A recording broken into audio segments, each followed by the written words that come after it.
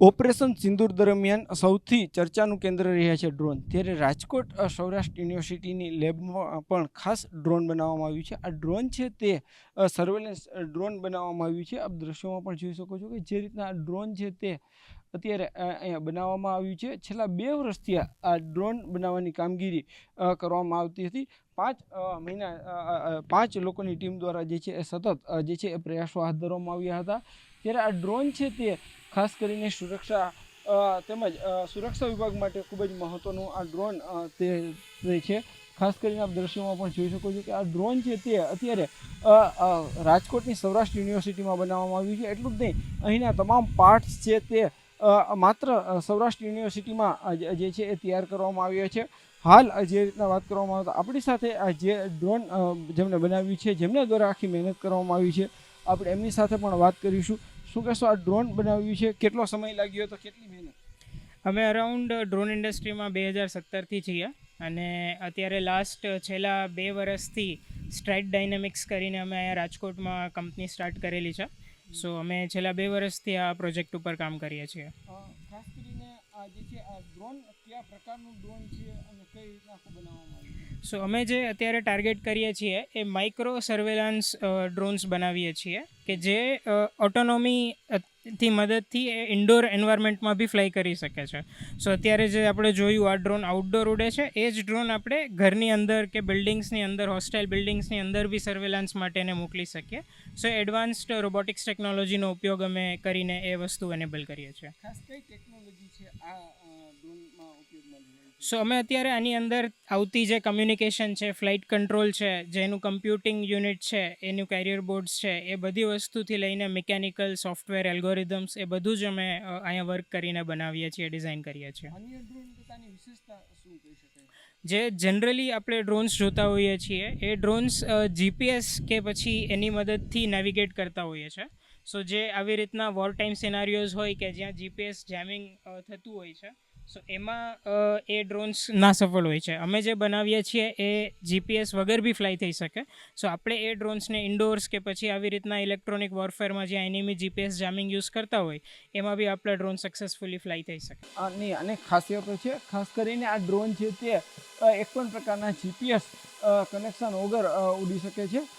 ખાસ કરીને આ એવા સમયે કામ આવતું હોય છે કે જે જગ્યાએ જીપીએસ ન આવતું હોય, યુદ્ધ જેવી સ્થિતિમાં છે, વોર જેવી સ્થિતિમાં ખાસ કરીને આ ડ્રોન છે તે ખૂબ જ મહત્વપૂર્ણ બની જતું હોય છે.